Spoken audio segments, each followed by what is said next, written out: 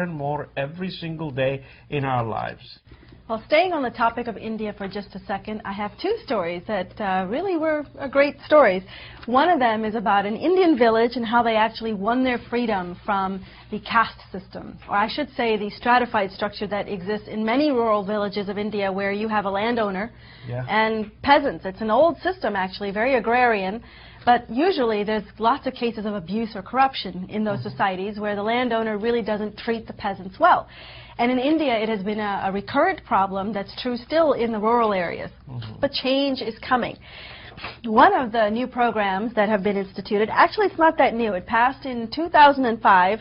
The government passed a law in Pipari, India. I hope I said that right, P-I-P-A-R-I, India. It's a small village with this problem. Except in 2005, a law mandated that instead of offering your typical ways of elevating your lowest population, which was to give them places in the government or to give them money to subsidize things, what they found was those old techniques still worsen the problem. They actually make the corruption worse, and people pocket the money in large part, so they changed the rule. The new rule is every rural family will be given 100 days of work guaranteed a year at a wage that is 100 rupees a day, which is about $2.10.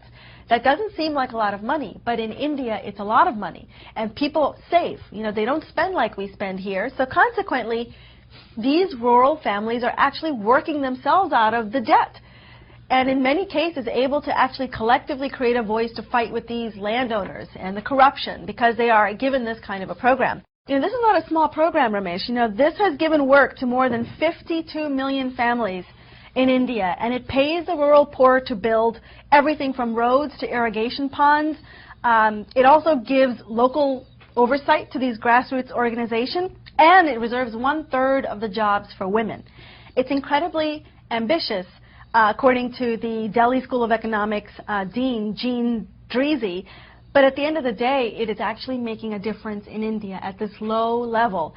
And I was just happy to read about this because it has, in many cases, doubled or tripled local incomes in India. So these kids can now go to school and get educated and do the things they never had access to before. The formula that they are following is the American welfare system, but it is work to welfare, which is a good thing, you know. In fact, I mean, many people have said that about here, you know, about the welfare programs here, especially for people who have been out of work for a while. I mean, how do they find a way to get back on the horse and not just continue to take these payments? You don't want to ultimately just pay people to be unemployed, which doesn't make sense.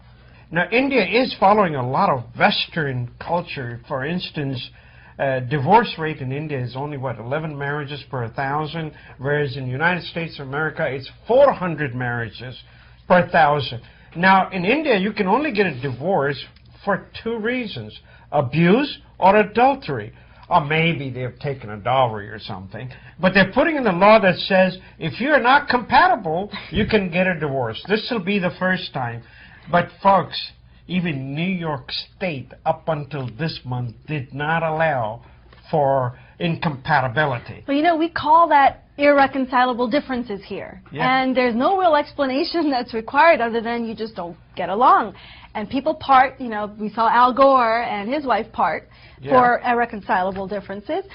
You know, I think in India it's a matter of time because these reasons you mentioned are historical reasons. They are the ones that have been socially accepted over time. Of course, you can allow marriages to end in divorce for those reasons.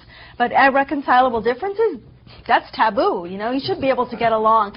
The whole premise of an arranged marriage in India presumes that you have irreconcilable differences, that you find a way to reconcile somehow, right? That's right. But now with your up-and-coming yuppies, the ones that have good jobs in India, the ones that have good money, the women are working. It's a you know, a dink society. We call that, you know, dual income, no kids. There's some of that in India going on now. So women are finding a voice, and I think they're going more and more towards divorce with these kinds of reasons that aren't traditional reasons. And so what do? You just ignore that populace, or do you find a way to adapt the laws? India is finally adapting the laws, although I guess it's sad.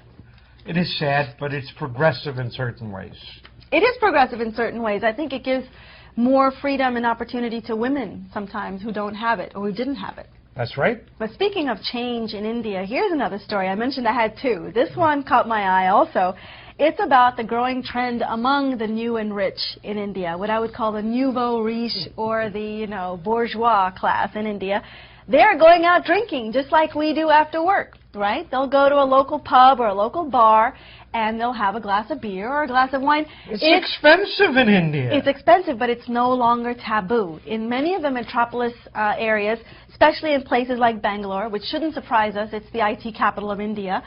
They make big money up there. They do make big money up there, but consequently there's a subculture that is evolved there that resembles the U.S. culture in that there's actually a pub culture. People go out, they do normal things, and it's no longer considered bad or taboo to just go and have a drink with your coworkers. Even women, they're drinking more wine in India. Men are, you know, still embracing beer and hard liquor, but the point is it's becoming socially acceptable, whereas drinking was always taboo in India. No, I think about it many times, and yeah, welcome to the world, you know, sure, but at the same time, remember, because you drink, because you smoke sometimes, it does not mean that you have to be dishonest and or an adulterer. See, or the other things. I blame Bollywood for some of that, because the portrayal of drinking in those movies, which was the mainstream media, if you will, for communication in India, they always showed alcohol in the context of abuse or drinking or bad behavior in general, right? So therefore, people just associated drinking and smoking with bad behavior.